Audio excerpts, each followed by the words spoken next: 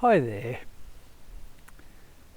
So, thought for us to contemplate today is, do I see myself as a lucky person, a creative person, someone who can make things happen in a good way in my life?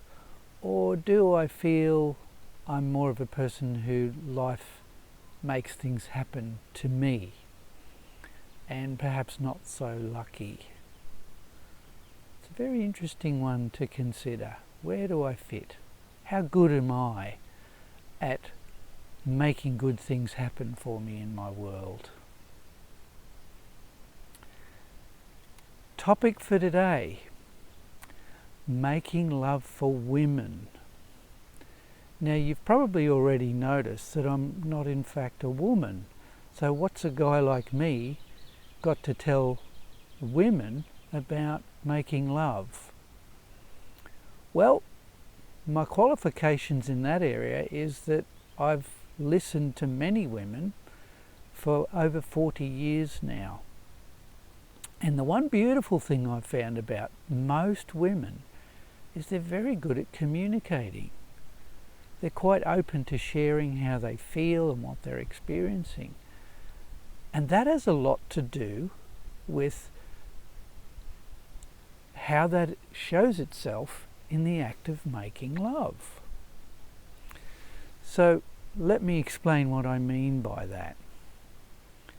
So if we look at this idea of the battery again, and the masculine energy being fiery and outward and forward in its direction, and the feminine energy being more watery and receptive, and the energy coming inward.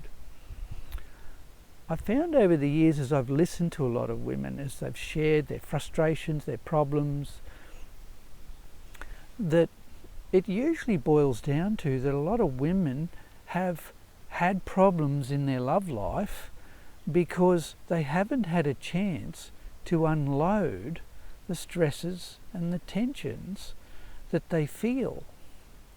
And especially nowadays, because there's a lot put on women to be mega achievers, to be super sexy or a super mother, or really, really amazing woman on the business frontier. And that's all well and good, but what about the yin nature that a woman needs to express by, after having had this time of absorbing all this tension, when it comes to being intimate and making love, the body and the mind and the emotions are all going, hang on, we're all jammed up inside here. And so for a woman, it's really important that you take your time to be able to relax. So typical easy things like having a bath, taking some time to do a yoga session, taking a bit of time to, even if you've got lots of kids and you've got a lot going on, just have a longer shower, and just giving yourself time before you get into an intimate space with your partner. So it's very important when we look at the mechanics of how our bodies work, that as a woman, if you think of it, your body's designed to take things in. So if a woman's caught up in trying to deal with the surface things of life, the exterior, the external things, you need that time to just let that go and let that wash through you, okay? And you might need to talk about that.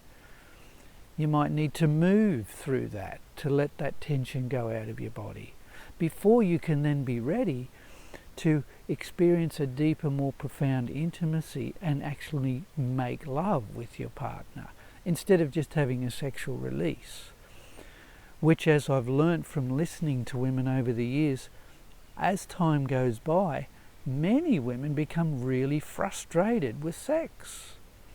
They find it initially, while they're young, it's enjoyable, and they're, as I've mentioned before with younger men too, is that the battery's full, so the body's got plenty of surplus charge, and so the sexual release is pleasurable.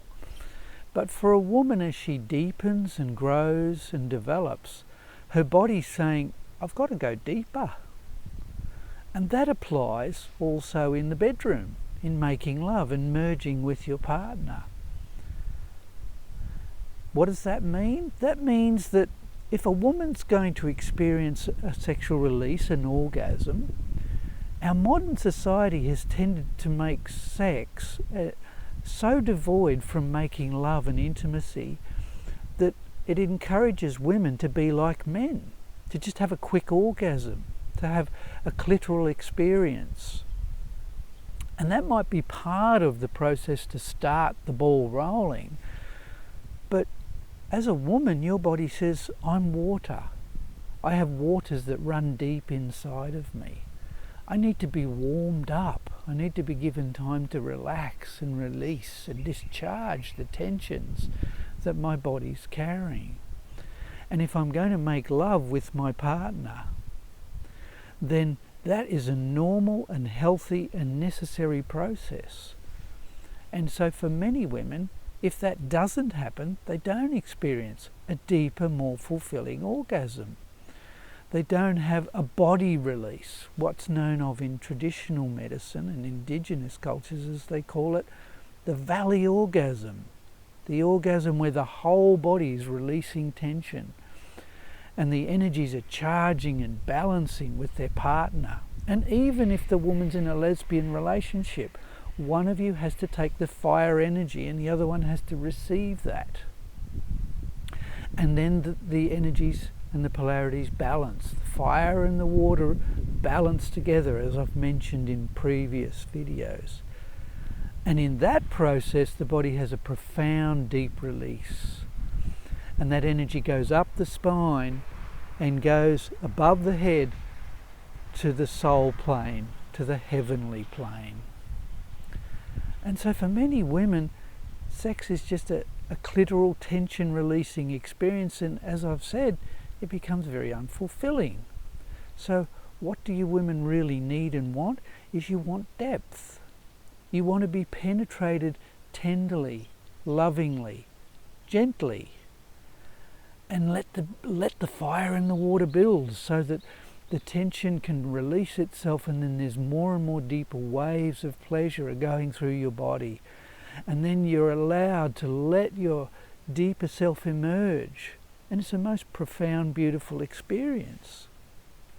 And so women who have a relationship where that is occurring, the G-spot activity in the cervix are where the depth of true bliss and sexual release can happen and occur. And that's when a blending really happens with our partner. And many women know this, that deep inside their body's aching to be penetrated in a loving way so that you can release and you can connect with your deeper self. And then when you have those deeper orgasmic experiences that come from the cervix deep inside, where the whole body releases, that's when the spirit rises to heaven. It's a beautiful and profound experience, and it requires a maturity in you as a woman to know what you want and be able to explain that to your partner, that what gives you pleasure, and to be able to share that with your partner so that you're both having a deeper, more fulfilling sexual release. And when that happens, as I've mentioned previously, sex is not all over and done with in a few minutes. It's a loving experience where intimacy is happening. Into me, see. And in that space, lovemaking can go for hours. And as a woman, you're going to feel so fulfilled. You're going to go, this is what my body's been wanting. This is what my heart wants. This is what my soul wants. I want to open my heart to my partner fully. I want to feel safe. I want to feel that I can trust my partner, that they can enter into me and into me see. And when that can happen, a woman can open up like a beautiful flower. That's what nature designed you to do. So many of the problems that occur with women's health nowadays is because all this energy is all blocked up in your hormones, in your body. The uterus stores all this stagnant energy, and so a lot of menstrual problems happen in women when they're in their fertility years. A blocked sexual energy. It's stuck. It's got to be released. And so the proper kind of lovemaking will resolve most of those problems. But women are not told this because we've lost touch with our true naturalness of who we really are. So I hope that gives you a good start. I will talk more about this and the technicals of what that all means in the art of making love. And I wish you many blessings in your journey, and I'm happy to talk with you. You want to make comments and discuss this. This is a beautiful subject to talk about, and I wish that to happen for you in your life so you can live a longer, healthier, happier life. And when our time comes to leave this world, we go with a smile on our face and into the beautiful eternal life that remains forever.